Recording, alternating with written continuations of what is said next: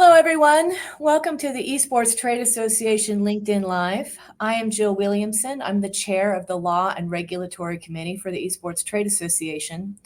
I'll make a little plug for the association and the committee. As a committee, we are trying to address issues that are important for the industry. So we not only welcome feedback from members of the Esports Trade Association about which law and regulatory issues impact them the most, but also encourage everyone in the industry to join the Esports Trade Association so that your voice can be heard. If you wish to send any feedback to the committee, you can email the office at info@esportsta.org. If there's any LinkedIn Live topics that you would like to hear about, let us know. And if you have any interest in participating on the committee, again, reach out through info@ and let us know. Today, I'm here with Justin Jacobson and Pablo Velez, two attorneys who work a lot with esports and video gaming clients to talk about employment contracts and agreements between esports, primarily between esports teams and players. I'll let Justin, why don't you introduce yourself and tell us why you're here? Hey everyone, All the Justin. reasons that we should listen to you. Yes. Hey everyone, I'm Justin Jacobson. I'm an esports entertainment attorney in New York City, and for over 12 years, I've been involved in copyrights, trademarks, and other related matters in the entertainment, esports, and video game spaces. I'm also an adjunct professor of esports and video game business at several universities, as well as wrote the first esports legal book, The Essential Guide to the Business and Law of Esports and Professional Video Gaming. So definitely happy to be here. Great. Pablo, you've been here before in our session about immigration issues related to esports. But for those who didn't see that LinkedIn Live, why don't you give us a brief introduction? Absolutely. Thank you very much again for having me, Jill. Good afternoon, everyone. My name is Pablo Velez. I'm a managing member of Velez and Cipriano, PLLC. We're a corporate immigration firm located in New York City, and we work with all kinds of folks in the immigration space, whether it be family-based, business-based, or investment-based immigration, as well as asylum and removal defense. And for over half a decade, we've been working in the esports space, representing players, coaches, and content creators in the visa process. Great. Thank you, gentlemen. So let's kick this off, and we'll start with some basic principles to set the table. Pablo, it's my understanding that generally an individual is classified by an employer, and I'm using that word not in the legal sense, as either an employee or an independent contractor. Why does this matter? Well, it matters a tremendous amount for a few reasons. One of them being legal with respect to the state where the employment is taking place or the work itself, and then another one is for tax purposes. So just at a very high level, you have your W-2 employee, which is traditionally someone who is working for a company under the control of those who manage it and works for a fixed salary and receives benefits accordingly. Depending on what state, that could differ in terms of if healthcare is provided, some kind of a 401k or retirement plan or anything like that. Then you have what you call a 1099, and under the IRS code, it's an independent contractor, and this is someone who is considered sort of an outside vendor. So they have or they're more independent from the employer in that they get hired to do a particular task, but they don't necessarily have the level of control that an employee would have, in that they can have more control over their hours, over the way that they deliver their work, over the manner in which they perform it, and how they collaborate with a particular team. And the reason why this matters is that there's certain treatment that the employers have to give, whether it's for an employee where they're paying salary and doing certain tax withholdings and things like that, or if it's a 1099 vendor, which is someone who is going to be completely independent of the company and gets written off as sort of a business expense for the company in that sense. And then there's no obligation to pay the individual outside of whatever the agreed upon wages. Awesome. Justin, with respect to esports, In hiring players, streamers, content creators, what's most common? So generally, especially here in the US, most of the time the agreements between, the creators and the talent and the teams and, either the sponsors or people hiring them are usually an independent contractor relationship where they're kind of signing to do a specific set of services or deliverables in exchange for a payment. And usually the talent themselves is responsible for all the withholding to pay their own federal and state withholding taxes and really everything related to those payments. Awesome.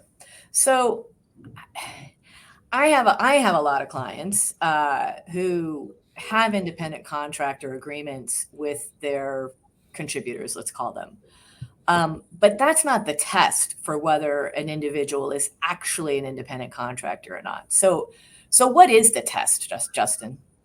Yeah, so there's a lot of different aspects that go into it. It kind of comes from case law and common law and different, state departments and labor departments have kind of articulated a bunch of different criteria. So it's really kind of this case by case analysis where the court or whatever the fact finder is looks at the actual situation and how your employment or your job played out with them. They look at who has the right to direct and control your work. Are they giving you very detailed instructions, or is it kind of like you're doing on your own because you're familiar with it? Do they tell you where and when and how to work and what your hours are, or is there a bit more flexibility? So depending on these situations, it might lean towards more of an independent contractor or an employee. If you're an individual that receives, extensive instructions and you have to be somewhere at 9 to 5, 5 days a week, that would probably indicate, a more permanent situation. Where if you're someone that they say, hey, we need you to do this, and, you kind of come as you go, and their deadline is like, hey, we need it in a month from now, it's a bit more fluid and it might lean towards an independent contractor relationship. Also, whether there's an evaluation system. Are you getting periodic, progress reports and, they're giving you feedback on how you're doing? Or is it just, do the work, we're paying you, and, if we like it, that's great, we move on. So again, these different things, depending on if you're getting job training or if you're expected to know how to do certain things, if they're giving you job training or a job manual or procedures on how to operate at the company, that might lean more towards, an employer-employee relationship. But if you're just kind of expected to just do it on your own and they're hiring you to do that, it leans kind of the other way. Ultimately, not any one of these factors isn't determinate. There's a lot of different things, and it's kind of this weighing test to see, is the person's services also available to the market? Like, can anyone hire them, or are they only exclusively working for you? If anyone can hire the photographer or videographer, that probably is more like they're an independent contractor. But if they're only allowed to work for you and no one else could have their services, that again leans more towards the other way. Then some other kind of things that look into it is whether the individual services are a key part of your business, or if it's something that you're just, something you need, right? If you're just hiring a graphic designer to make you a logo for your business, that might be different than if your company is a graphic design firm where you're hiring people to make that fully. So you start to kind of see the difference here, that based on the extent of your relationship and the control and who determines how and where you work, who provides the means. So if you have to buy your own equipment or if they provide it to you, it's another factor that's looked at. Okay. Also, I guess one final one to bring in there is kind of the permanency of the relationship. Is it a job by job basis, like we're hiring you to do the X and then it's done? Or is it you're kind of being hired and you're going to do the job until you leave or you get fired or, something else? So again, different ways that you look at this will indicate whether the relationship is more akin to an employer-employee, which has these additional requirements and statutory regulations and payments that you have to make, or an independent contractor where, again, you don't really have to incur these expenses and it lets the company, kind of hire you for less money, essentially. That's super useful. I should have said at the start, if anybody has questions, drop them in the chat and we'll take them up. It's, we have 3 lawyers sitting here talking to each other, and that's not always the most recipe for the most interesting conversation. So feel free to weigh in with your questions and break it up a little. and save us from ourselves. Um, And say I hello, where are you from and where you're watching. exactly. Like I said, save us from ourselves. So we'll get into a little bit more details, a little more state-specific detail later. But just in broad terms, how much variation is there between states on how you decide whether somebody is a contractor or an employee?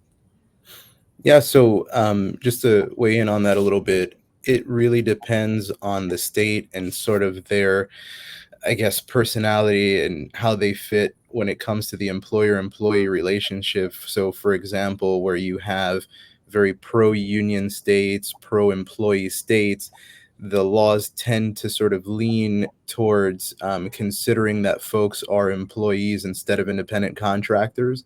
And the reason they do that is because they're looking to protect the worker. Whereas if you have a state that's more of a right to work state, there really isn't too much state tax, too much regulation, then you tend to see things interpreted a little bit more towards the employer's favor, and they might consider, the independent contractor more and not really um, peek into that too much. But also the states that do sort of protect the employee more, they also have different mechanisms set up, like unemployment insurance and different benefits that are obligated by law for certain employers to carry, that they have to guarantee to the folks who are working for them directly as W-2s.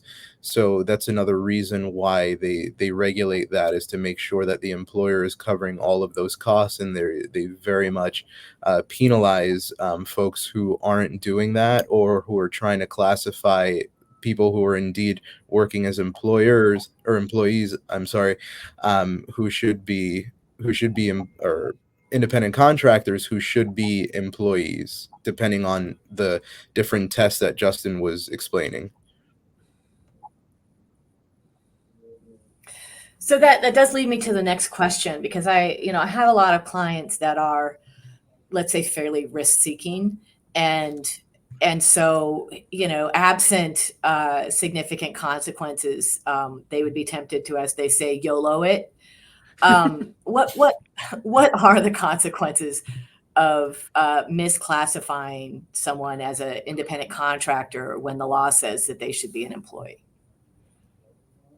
Sure. So you're looking at, anywhere from Department of Labor penalties, whether it be at the state level or the federal level, depending on, how egregious they are.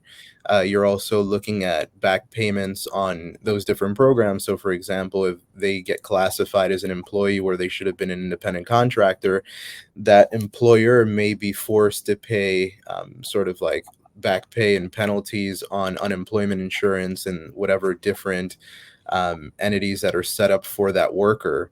And the liability in many cases doesn't just end at the company. So because they sort of seek to, in other words, to pierce the corporate veil, there's a lot of instances where this becomes a personal liability on the actual owners of the company and those kinds of folks, in order to really deter them from being able to take advantage of that. Right? And kind of there's actually ability for the state as well as the cities to sue the company on behalf, in addition to the person, the employer themselves. So you have potential liability from state, city, as well as the individual. So this could be a very costly, legal issue that you walk into. One thing that I also want to make sure that my clients understand is that where in states where the law provides that the employee can sue the employer, they almost always say that the employer also has to pay those legal fees.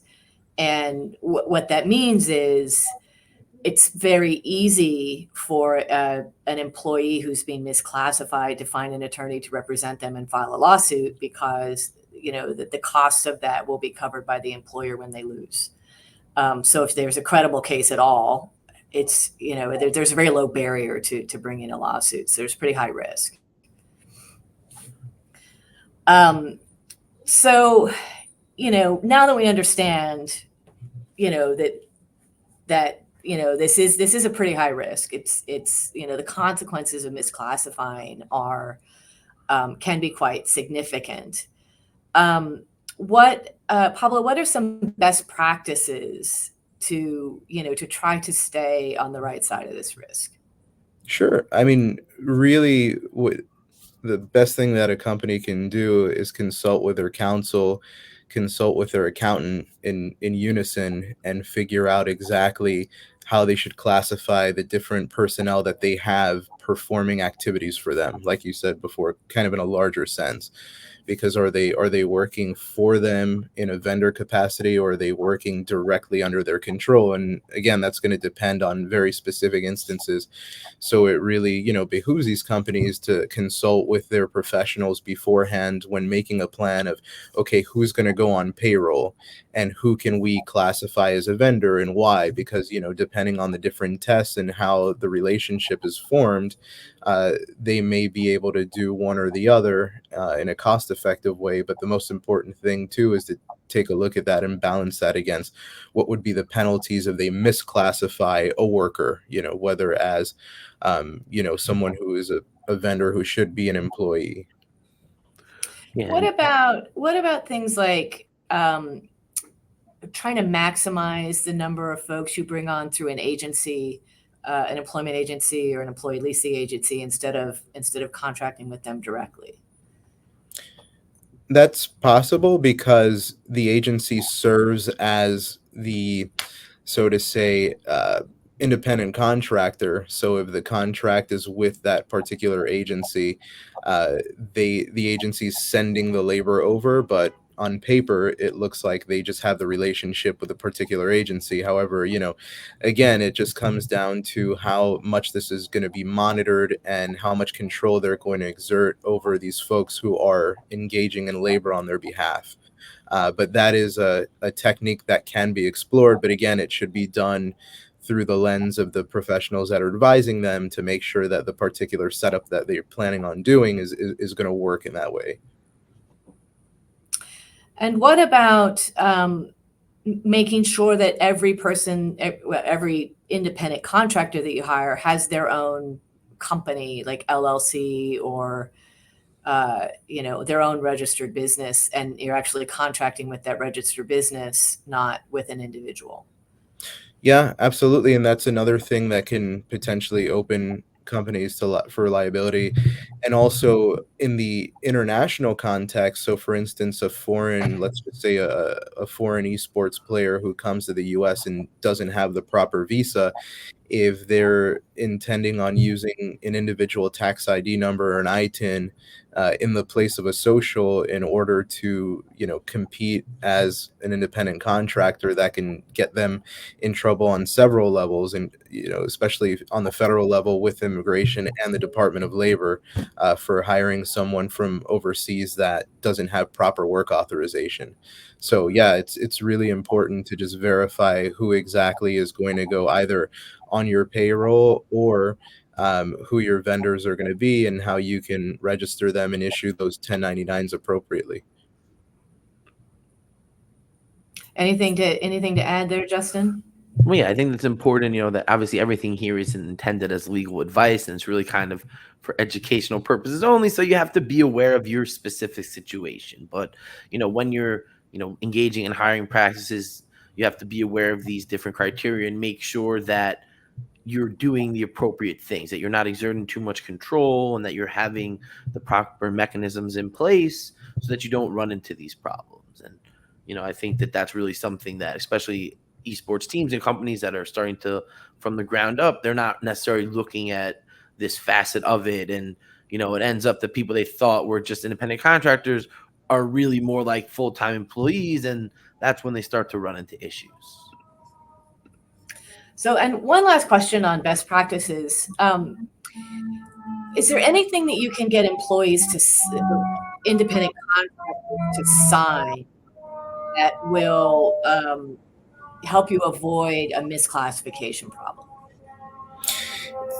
There are, independent contractor agreements. There are, depending on the extent of how much work is going to be done, there's work for hire agreements so that the individual who's performing a particular service for you doesn't take any ownership interest, for example, in that work product. So there's a few mechanisms that can be used to sort of cover the liability a bit. But again, it's really a function of how the states are going to interpret the relationship between the employer and the person who's performing work. So, all the contracts in the world won't protect you if you're sort of trying to bypass what the regulations are trying to prevent. So essentially, the facts on the ground will determine, not any kind of agreement between you and the individual. Correct. Yeah, and that becomes one factor in this analysis, but ultimately it's not completely controlling, and you can't just say I'm an independent contractor because the agreement says so. Got it. So Justin, what do you do? Because I imagine if I were running a company and listening to this, I would be thinking I might have some folks who are already misclassified. What do you do if you already have misclassified employees? I mean, definitely talk to a lawyer and someone that can really advise you on what your next steps would be. But generally, you obviously have to try to fix it and rectify it and, classify them properly and try to see what, payments and back taxes and stuff you might owe, because getting ahead of it is always better than the alternative, right? The longer you let it linger, the longer it goes on, the worse it can be. The larger the penalties, the more interest. It just one of those things where you can't just stick your head in the sand and think it's going to fix itself. You have to be much more proactive. And, it's kind of a situation where it's better to fix it now than to just let it go. And it, kind of grows out of control, and the repercussions are much more, severe at that point. Yeah, I'll throw in that this is also not something that you can get somebody to waive in a termination agreement, a settlement agreement. If you pay them severance, it doesn't matter how much you pay them or what they sign, they can still report a violation for misclassification. So it's kind of always hanging over your head.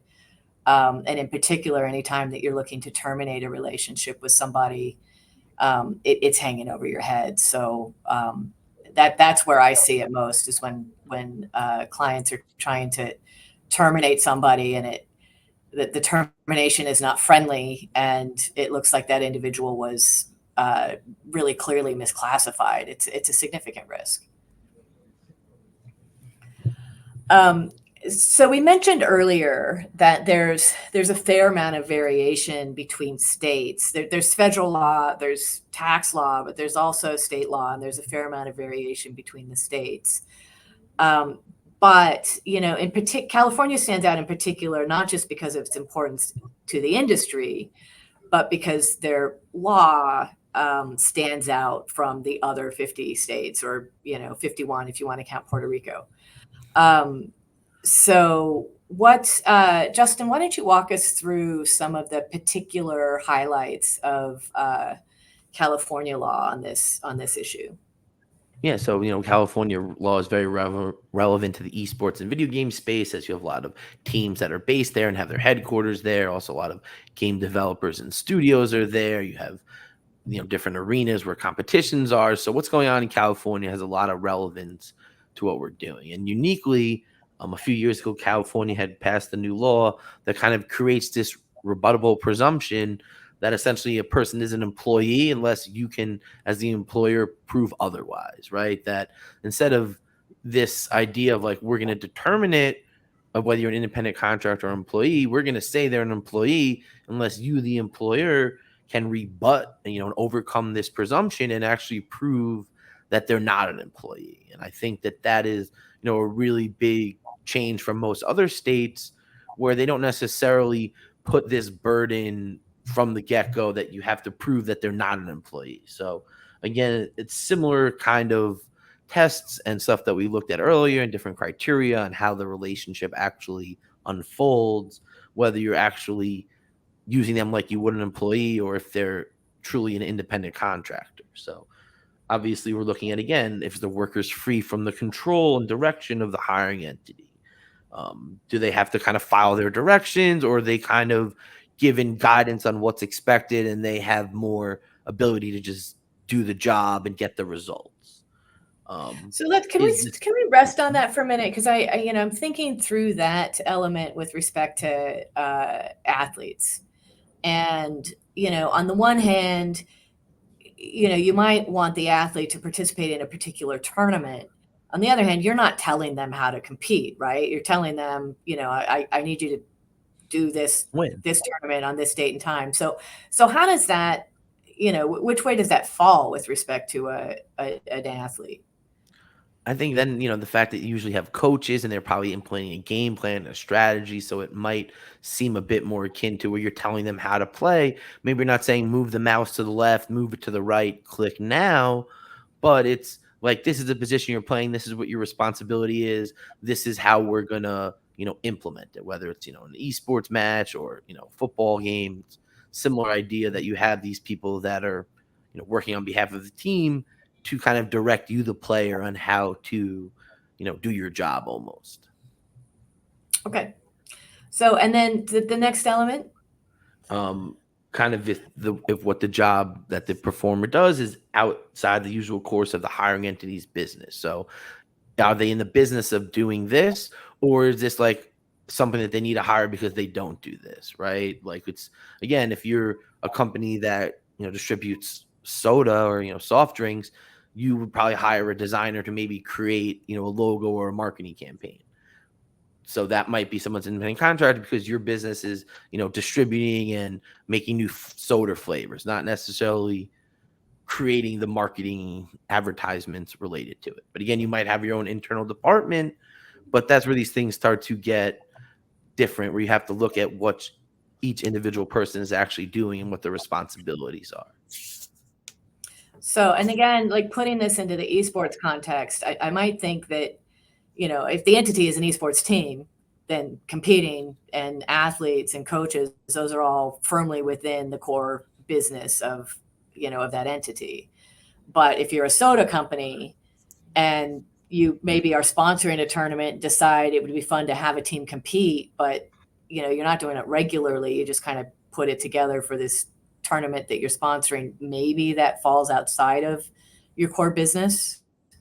Yeah, exactly. Like you said, this is not like what your actual business is. This is people that you would have to bring in to kind of do stuff that you don't, right? I think that's a good way to think about it. It's like, if this is what your normal business is, and this is what you're doing on a day-to-day, how you earn income for the company, then that's probably going to be what an employee is doing. Or if it's more of a special thing, or if it's, we just need this person to do this one thing and that's it, it will more resemble this other opportunity.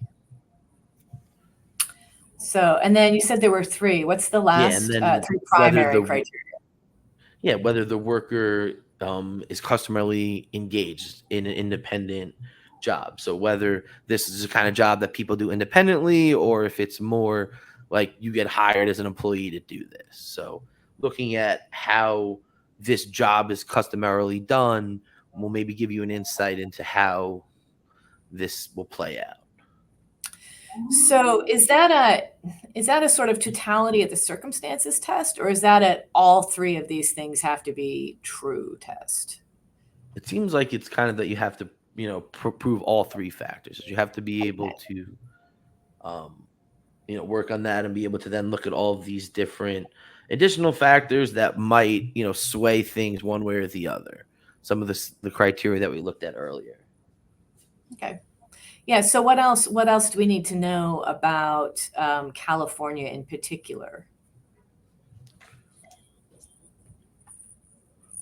I mean, there's some exempt professions such as, doctors and dentists and attorneys and accountants who this stuff, they don't have to kind of follow some of these rules, these guidance, and the presumption doesn't necessarily apply to them. So there's different professions that are exempt from that. It doesn't obviously mention, esports or, spokesperson or entertainers or any of these talent as exempt ones. And I think that was a big conversation a lot in the entertainment and music space, that a lot of record labels and studios and such are based out in California, and how this might implement and affect their situation. So, there's similar considerations here with, the esports and gaming space.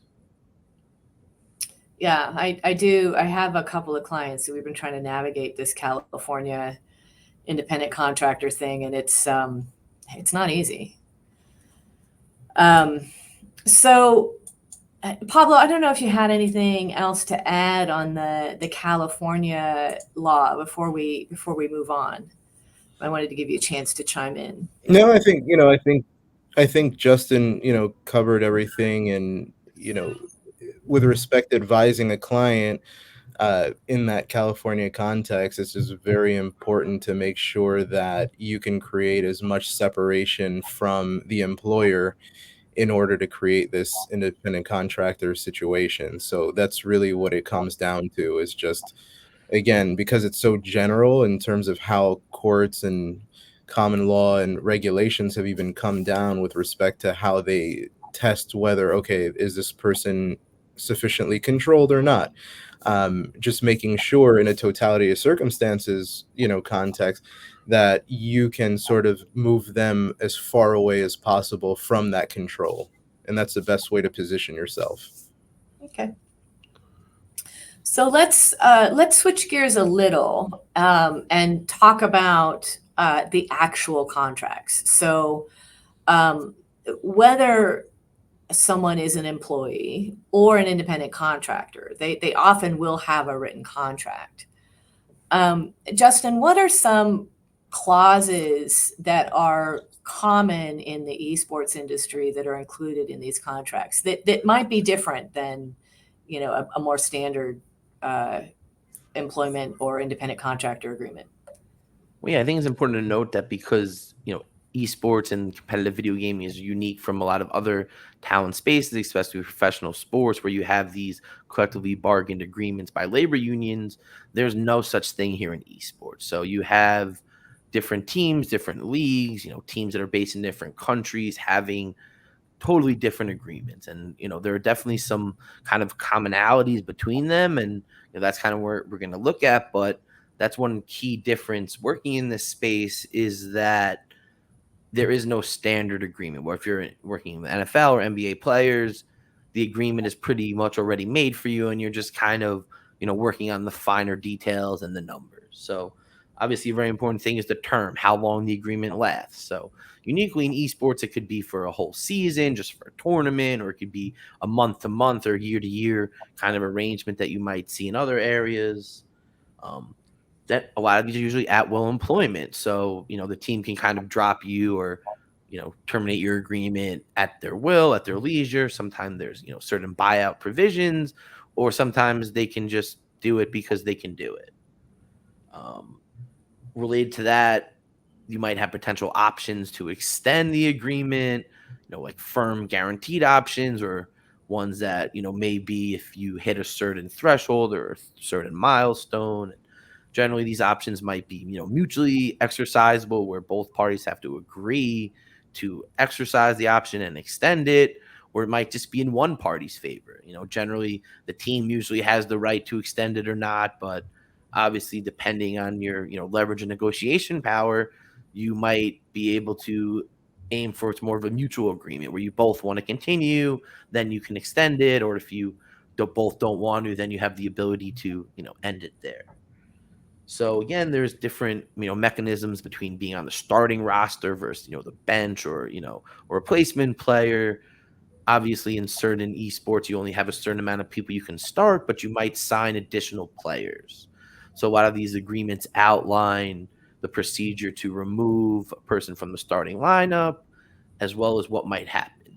Many agreements might actually reduce your salary that you're getting paid, or the amount of fee, or you might not be entitled to a certain percentage of team winnings if you're not competing.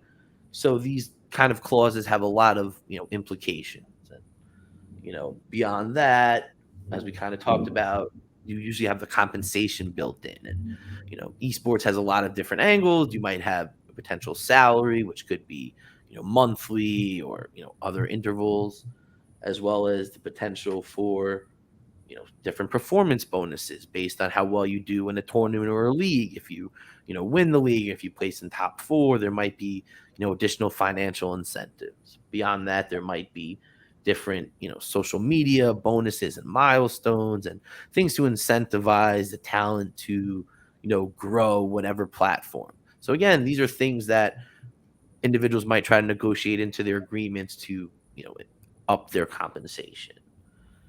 Also, something that's really standard, especially in many competitive games, is a clause that addresses a prize split and how any tournament winnings or event winnings are dispersed and shared between the players and the team, and sometimes the coaches and other personnel receive a portion of this. So again, this is all things and percentages that are agreed upon in these type of agreements and can really have broad implications on talents, income, and such. Again, we also have provisions addressing whether they're a W-2 employee or a 1099. I know, for instance, some esports organizations based out in Germany, the law says they have to be employees and they have to their agreements kind of mirror this, that you're an employee of our language. Whereas obviously in the US, that's not necessarily the case, as we've kind of explored already. Beyond that, these agreements usually have information on the different obligations for the player on the team, whether they have to, stream a certain amount of hours, to a certain amount of promotional appearances on behalf of the team or the sponsors of the team. Essentially, whether they have to wear certain clothing or certain brands or use certain equipment during matches or on stream. So there's a lot of different restrictions on how the individual gamer can operate publicly, how they have to engage with the team sponsors, not being able to potentially use direct competitors of those companies, and other restrictions on their ability to say and wear certain things. I don't know if there's any questions. We do have a question from Seattle about non-competes. They would like to know, if a former employee files a lawsuit regarding non-compete, is there, to paraphrase, is there a leaning one way or the other to the courts, whether they're pro-employee or anti-non-compete or pro-employer, pro-non-compete? And I'll chime in with a Washington State specific, but as a general matter, what do you have a take on that? So just, at a very high level, non-competes have become less and less popular with the courts in general. They stifle commerce. And I think that the courts are interested in basically not allowing for them to be unlimited in scope. They're extremely limited. And the only time that they're really looking to enforce them is if someone provides a service that is so unique that literally the loss of that would create an entire loss of the ability to deliver, give a certain deliverable. That's where you kind of see it. So for instance, like if you're dealing with a particular movie star in a certain aspect, or someone who is going to take over a show or something like that, where you're looking for a specific personality and that personality takes an entire market segment with them. But when you're talking in the context of someone who is performing a task and they're the more easily replaceable, the easier it is to not enforce, in other words, and like generally speaking. But courts are frowning upon non-competes, and many aren't even enforcing them, or in any context.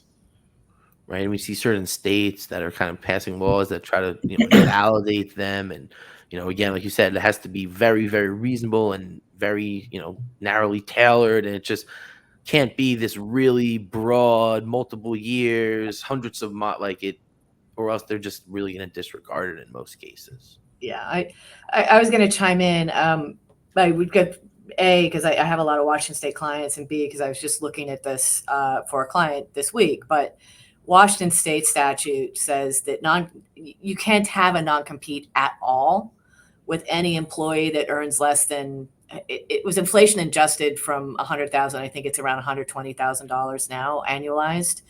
But you also can't have one at all with independent contractors who earn below a certain amount. Again, annualized, it's higher than 100, but I don't remember what the number is. And not only are they not enforceable, they're void in Washington State, but the employer can actually have to pay a penalty for even including one in a contract. So, it's one of those cases where it used to be, we'd say, well, there's no harm in having it in there. If you end up going to court, it's not enforceable, but now they're actually, in some states, there is harm in even having it in the agreement. So, and there's also FTC and EEOC have both come out with new guidelines on non-competes, right? Yep, definitely. They're definitely really, it's a hot button topic, I would say, especially in kind of the job market of, today for a lot of people. Yep. So thanks for the question. Good question. And timely. But yeah, so kind of picking up with a few other kind of, important clauses in these agreements.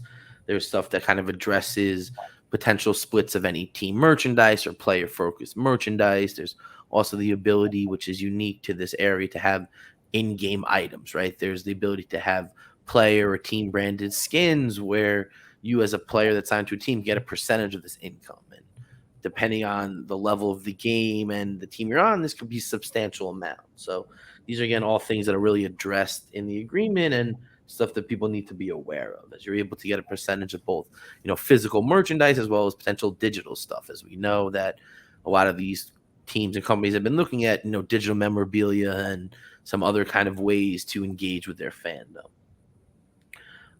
Similarly, there's the ability usually for the players to work on, independent sponsorship opportunities and to find endorsements outside of the team. But in most cases, the team may either carve out specific areas or categories that they have sponsors in already, or that they're engaged with, or they're looking to, and you might not be able to do those categories.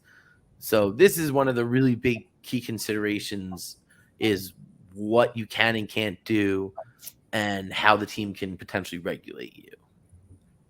So they might have the ability to approve any independent sponsorship that you have to make sure that it doesn't conflict with something else they're working on or that they're trying to do. So again, these are things that you in negotiations have to kind of work on and sort out, but they can really impact a talent's ability to, grow and move forward in different things. There's also been a unique trend of certain teams kind of providing a sponsorship guarantee or a certain amount of money that they're going to guarantee the player beyond any compensation, salaries, and bonuses that they'll help get them from independent deals. This has started to become a trend a lot recently, as many teams have been kind of cutting back on salaries. I'm sure everyone who reads the news can kind of glean that. So there's been kind of more of a transition to guaranteeing a certain amount of sponsorship money.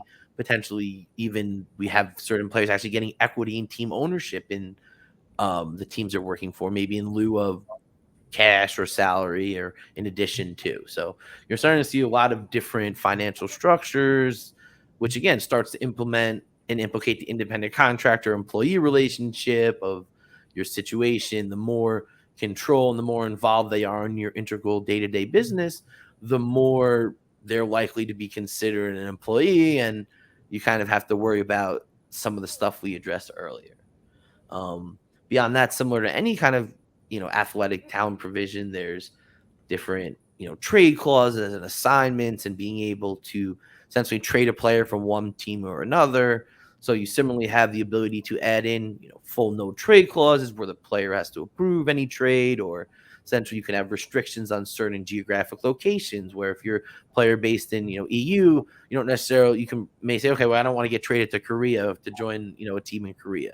So there's different things that you can try to do as, a talent working with a team, or as an attorney advising, creators and people that are working with these organizations to try to add some limitations, to add some control over your, client's destiny, as they say. And, sometimes what about injury or illness? How do contracts usually deal with, or what are the options in dealing with injury or illness of a competitor? Well, usually a lot of these contracts have, assumption of risks kind of language where you as the player competitor assume all the risks that are inherent and part of the industry. So the repetitive stress stuff, eye strain, everything that you would imagine you get from playing too much games on a computer, Sure. they, indemnify themselves and say that you assume the risk for it. And when and do you get a wrist injury or carpal tunnel or any of these things, it's, you assume that risk and we're not liable. So again, that's a really prevalent thing. And obviously it's a really hot topic in, the esports community, health and wellness and fitness and helping players with peak performance and how teams have nutritionists and medical staffs and people that are helping kind of combat some of this. So, but it's But definitely, again, really what about thinking about traditional sports? If a player gets injured, they still get paid even though they can't compete while they're injured. So in esports, how do they handle with injury and illness? It's a tough one. I mean, it's, usually if you're an employee, you obviously have the ability for workers' compensation, you can make a claim for disability and such like that. But usually it's, try to get better as soon as you can. We need you back in the starting lineup. And it's, you don't really have much ability to do anything. And I think that's one of, the bigger issues that we're kind of talking about is that if they were classified as an employee and you did have to provide these certain, benefits and insurance and certain things in case of these injuries, they would be protected. They would have some recourse the way they do in the traditional sports, right? If your salary is just paid from workers' comp instead of, active salary. So you're still going to get your salary that you were supposed to, even if you kind of get injured. You might not get the bonuses and incentives that is performance based, but whatever your base salary is, you'll still be entitled to that. Yeah. Whereas in esports, it's definitely not the case. And that's why you see a lot of players retiring early or transitioning from competitive to, different aspects of it. And then another really important thing that is really common in all of these things and is not necessarily the non-compete aspect that we were just talking about, but in some form kind of gives the original team a lot of control over your ability to go forward in your career. So most agreements have what are called right of first negotiation or right of first offer, where these companies have the right to essentially match any third party right, any team that you might get. So if you're on a team and your contract's ending and you go talk to another team, the original team might have the ability to essentially match any offer that the other team gives you, and you'd have to essentially stay with them, the original team, if they match it. So this again gives the teams a lot of power over how you're able to go. So when you're looking at these things, it's important just to be aware of what the time periods are, how long a team might have to get back to you, whether they, how long your exclusive negotiation period is. Usually these agreements will say towards the end of it, we have to try to negotiate an extension if we want to. And if we can't, then you can go out and try to find another deal. But we usually have a right to match that if we want. So again, these are the mechanisms that are kind of built in to give the employer, the team, a bit more control over your movement and are things to just be aware of. I have a client that we made sure that her, the right of first negotiation period was really short. So as soon as we triggered it, it's like, if you don't give us your offer in like 2 weeks kind of thing, like we're going to be out here trying to find something else. But if they have, 30 days, 60 days, some of these are even longer, it just slows down the whole process. And then you kind of get into this dead time between contracts where, trying to negotiate a new one, but you're not necessarily on one. And, those are things that we try to avoid happening by looking at the way the kind of the time restraints end.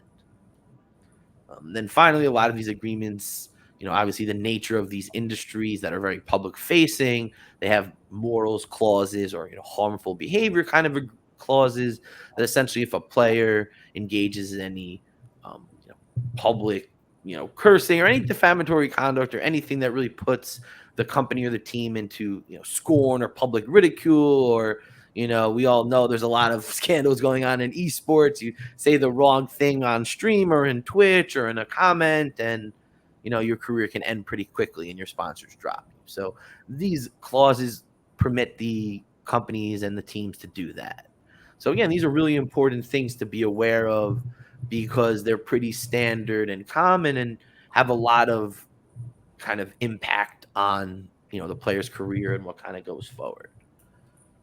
So that's kind of some of the big things to be aware of. Obviously, these agreements are pretty long, so there's a lot more that go into it. But for our purposes, it's just kind of really important to look at, some of the ones that we've identified.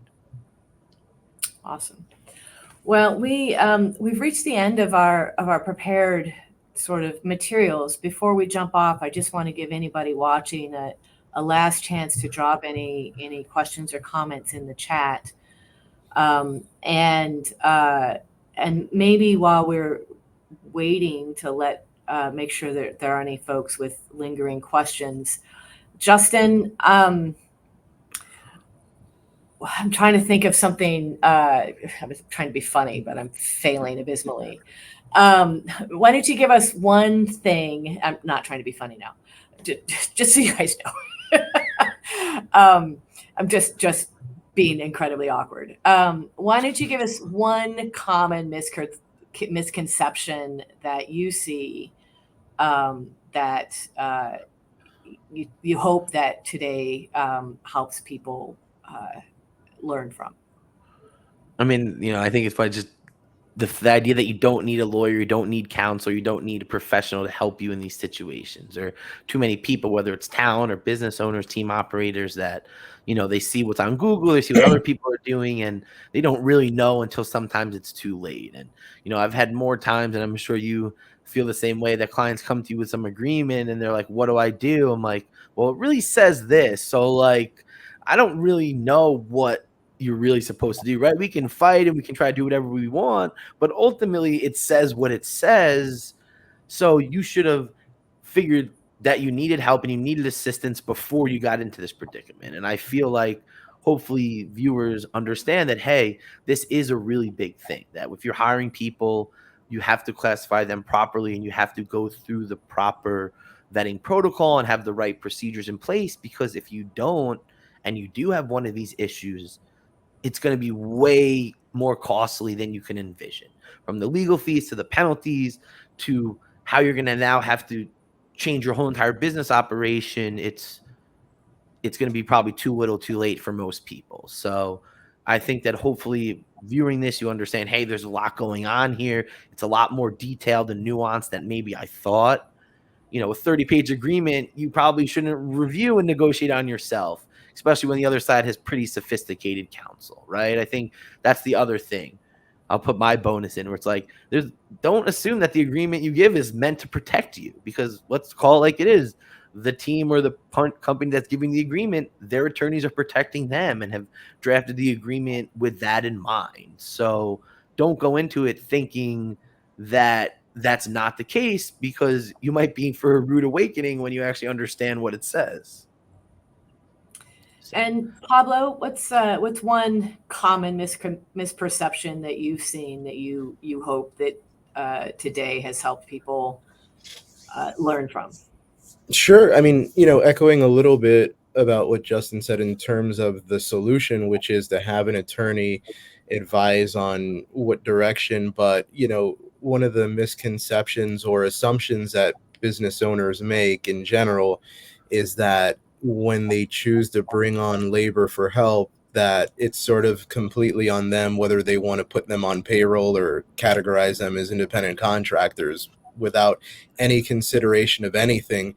And I think that, the first thing when these business owners think about bringing on help in whatever capacity, unless it's, again, something to do that's completely unrelated from their business, in the example of, a soda manufacturer bringing on someone to do their logo, which is completely different.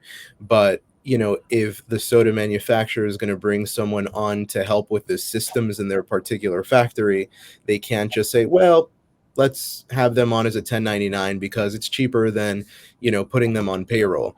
That's not the analysis that has to be done at all. The analysis has to be done, what kind of help do we need and how much control do we need over the person in order to get this job done. And it's not an answer that they should come up with. It's the question that should start their analysis and then search for counsel to help them figure that out and how to best categorize that person to protect them on the back end. Great. Well, thank you, gentlemen, so much. Sorry, you look like you have something to add, Justin. No, I think that was great. I think that's one of those important things that right? It's like lawyers telling you to get a lawyer is always funny, but I that's know, what they I tell always- you to get, right? That's what they tell you It to always do. You gotta feels get a very lawyer. self-serving, but this definitely is an area where I think, and I think the other thing is that just like product market fit, lawyer client fit is really important. So if you're running a tight budget, find a lawyer that understands that. I've worked with clients that they want legal advice on an employment agreement or an independent contractor agreement, but they don't have enough money to pay a lawyer to negotiate those agreements every single time they sign one. So, we review their standard agreement, but then also give them guidelines to understand how they can use it going forward. And at what point, something happens, then they need to come back to the lawyer, right? So you can say, look, in these states, you can use this agreement under these circumstances. Here's how so they're not paying a lawyer every time they hire somebody. So, other people, they don't want to deal with that. They do want to pay a lawyer every time they hire somebody. So, finding the right, as I said, lawyer client fit can make a big difference, depending on what stage your business is in. And hiring a lawyer isn't always a life sentence to be paying an extra, $1,000, Right? It's $2,000. not always as much as people. Like I go to all these events, like it's not as much as you maybe think. Like there's different size lawyers, different size law firms, and there's usually a budget or a person that could fit for most people. And it's just you have to identify that you need it, and then you could probably find someone that's usually willing to work within your budget as long as it's somewhat reasonable. Yeah. And being open about what your budget is, and again, finding a lawyer that will have that conversation with you and say, well, within your budget constraints, here's what we can do. Here's the risk of that approach. Like, they're out there. I know we do it. I know you guys do it. But yes, it is always feels self-serving to say, call a lawyer. It is, of course, self-serving, but it's also often true.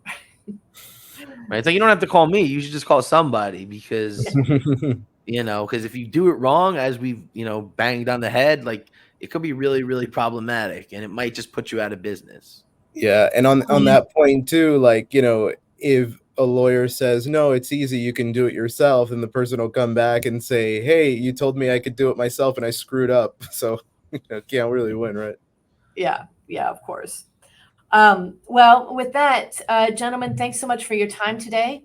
Thanks everyone in the LinkedIn sphere who's joined us. And, one last pitch. If you are not a member of the Esports Trade Association and you are interested or part of the industry, please do join. The link is at the bottom of on the banner there. And if you are a member and you're interested in the activities of the Laws and Regulation Committee, we are doing these LinkedIn Lives every other month on legal and regulatory topics that we think will benefit the industry, on topics that are important to the industry. But we need you to tell us what's important to you and what will benefit you. So again, email us, drop a note in the chat. Let us know what you want to hear about, and we'll organize ourselves around that. So thanks everyone for joining. See you in a couple months.